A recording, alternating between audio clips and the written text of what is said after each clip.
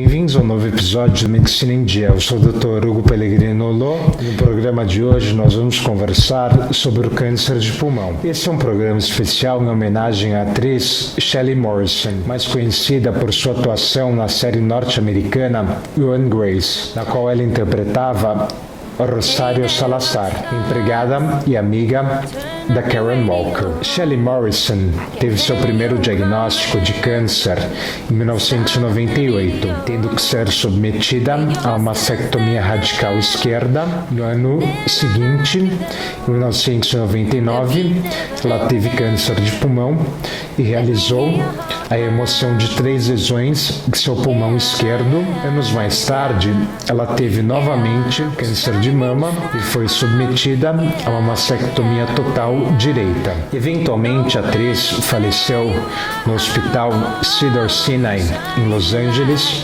no dia 1º de dezembro de 2019, aos 83 anos de idade, de insuficiência cardíaca. O que é o câncer de pulmão? O câncer de pulmão é um tumor caracterizado pela quebra dos mecanismos celulares naturais do pulmão, a partir de estímulos carcinogênicos ao longo dos anos, levando ao crescimento desordenado das células malignas. Esse tumor maligno, que pode pegar desde a traqueia até a periferia do pulmão, é uma das principais causas de morte entre as neoplasias no Brasil, com 28.220 casos novos em 2016, sendo a principal causa de morte por câncer entre homens e a segunda maior entre as mulheres. Tipos. O subtipo do câncer de pulmão é determinado a partir de uma amostra da lesão analisada ao microscópio por um médico patologista. Os principais subtipos são carcinoma de pulmão indiferenciado de grandes células,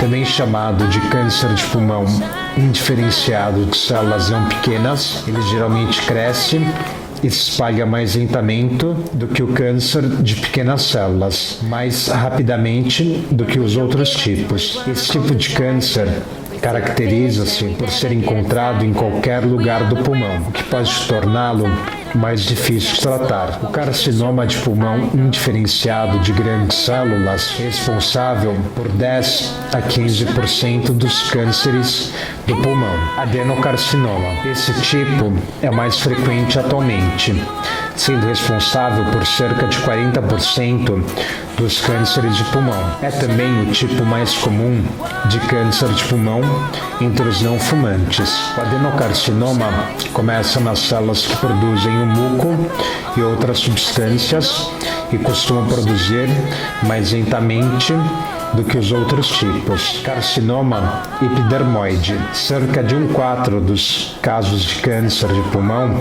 se enquadra nessa categoria. O carcinoma epidermoide começa nas células que revestem as vias aéreas e no interior dos pulmões, e são geralmente encontrados no centro do pulmão, ao lado dos brônquios. Carcinoma de pulmão de pequenas células, também conhecido como câncer de pulmão de pequenas células, é o câncer que se espalha de forma mais rápida pelo pulmão. O tumor de pequenas células pode ser dividido entre carcinoma de pequenas células e carcinoma de pequenas células combinadas. Aproximadamente 15% de todos os casos de câncer de pulmão são de pequenas células, sendo mais comum em homens do que em mulheres. É a forma mais agressiva, iniciando geralmente nos brônquios e com alto potencial para criar metástases em outras partes do corpo, como cérebro, fígado e ossos. Quase todos os casos ocorrem por causa do tabagismo. O câncer de pulmão pode ser do tipo metastático, ou seja, aparecer com uma metástase de outro câncer, como de bexiga ou de mama. Causas. A causa mais comum do câncer de pulmão é o tabagismo por um longo período de tempo. Outros fatores de risco importantes são inalação de agentes químicos como asbesto, radônio, amianto e arsênio, inalação de poeira e poluição do ar, fumo passivo, Algumas doenças também predispõem à malignidade, como a tuberculose e a doença pulmonar obstrutiva crônica, assim como a alimentação pobre em frutas e verduras. Há também fatores genéticos relacionados com a presença de história familiar. Sintomas de câncer de pulmão. Os sintomas iniciais do câncer de pulmão são facilmente confundidos com doenças comuns, sendo os mais frequentes tosse, falta de ar, inchado no peito, presença de sangue no escarro, dor no peito, perda rápida de peso e de apetite também podem ocorrer em pacientes com esse tipo de tumor.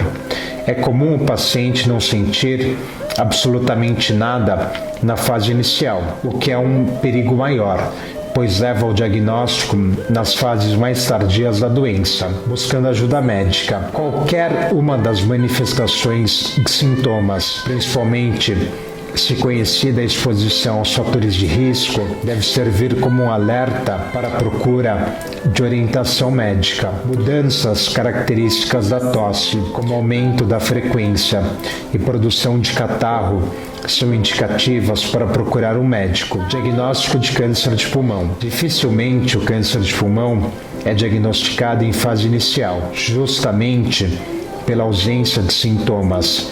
Dessa forma, o tumor geralmente é diagnosticado em estágio avançado ou alocado em outros lugares. Quanto ao diagnóstico precoce, exames de imagem periódicos podem auxiliar na detecção da doença, no momento em que ainda pode ser possível tratamento com intenção curativa. A radiografia simples de tórax pode auxiliar na avaliação inicial.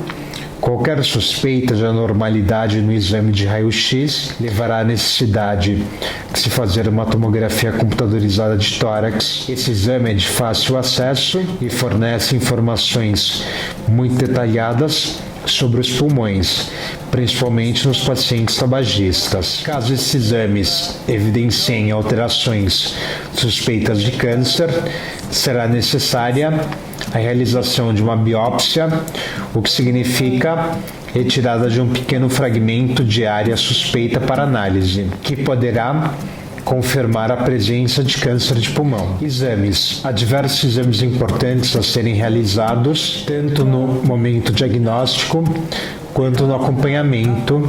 Os principais são broncoscopia, cintilografia óssea, tomografia computadorizada do tórax, radiografia torácica, estudos citológicos de fluido pleural ou saliva, biópsia pulmonar com agulha, biópsia pulmonar cirúrgica. Entre esses exames, destacam-se a tomografia computadorizada e a cintilografia óssea. Recentemente, vem sendo utilizada uma ferramenta importante, em alguns casos, o exame chamado de tomografia por emissão de pósitrons. Esse é o equipamento que une os recursos diagnósticos da medicina nuclear e da radiografia. O equipamento sobrepõe as imagens metabólicas e as imagens anatômicas, produzindo assim um terceiro tipo de imagem. Pode auxiliar no diagnóstico precoce, avaliar a extensão da doença e eficácia de um tratamento, assim como no planejamento da radioterapia. Em alguns casos, pode-se até evitar procedimentos invasivos. Tratamento do câncer de pulmão. Apesar de a cirurgia ser considerado o tratamento de maior chance de controle e cura, poucos são os candidatos a uma ressecção completa, cerca de 10 a 20% dos casos apenas. Entre esses, uma porcentagem reduzida se beneficia claramente da cirurgia. A radioterapia com intenção curativa, associada ou não à quimioterapia, tem sido reservada a pacientes que não podem ser operados por questões técnicas, como a localização do tumor, ou questões clínicas, como a saúde do paciente. O carcinoma, indiferenciado de não pequenas células, pode ser tratado com cirurgia, ao passo que o carcinoma de pequenas células responde melhor a quimioterapia e a radioterapia. Nos casos em que a doença é metastática, a quimioterapia pode ser realizada para aumentar a média de sobrevida em relação ao tratamento de suporte, assim como a qualidade de vida. Complicações possíveis. As complicações possíveis decorrem do tamanho, local da lesão e, eventualmente, de substâncias produzidas pelo tumor e liberadas na corrente sanguínea. O seu crescimento pode afetar por invasão, obstrução ou compressão de estruturas respiratórias, vasculares ou nervosas. Há sempre o potencial de hemorragias e sintomas podem ocorrer em decorrência de elementos secretados pelo tumor ou dos locais das metástases. Se o câncer de pulmão avançar pelo órgão, pode surgir um líquido na cavidade pleural, ocupando o pulmão inteiro e causando uma insuficiência respiratória. Se avançar para cima do coração, pode diminuir a funcionalidade desse, bem como causar insuficiência hepática se pegar o fígado. O tumor também pode avançar para o sistema nervoso central ou coluna, podendo causar paralisia, lesões e deficiência do movimento, convivendo e o prognóstico. O tabagismo tem relação com mais de 90% dos casos de câncer.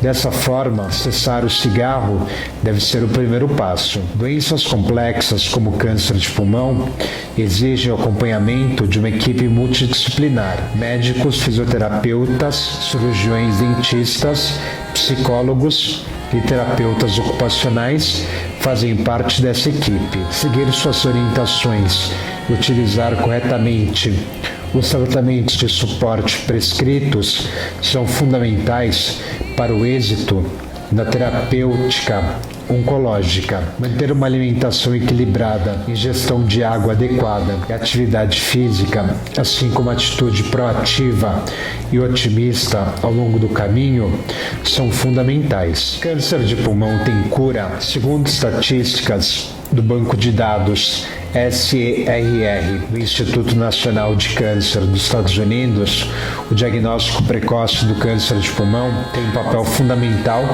na sobrevida do paciente.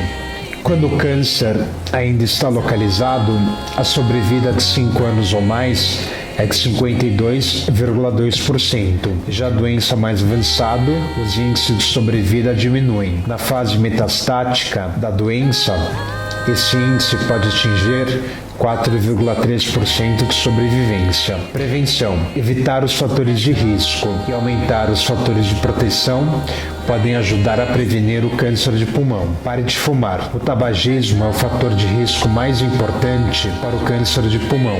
Cigarro, charuto, cachimbo e outras formas de consumo de tabaco podem aumentar o risco. O tabagismo causa cerca de 9 em cada 10 casos de câncer de pulmão em homens e cerca de 8 em cada 10 casos em mulheres. O risco também está relacionado com o número de cigarros fumados por dia e com o tempo de vício longo.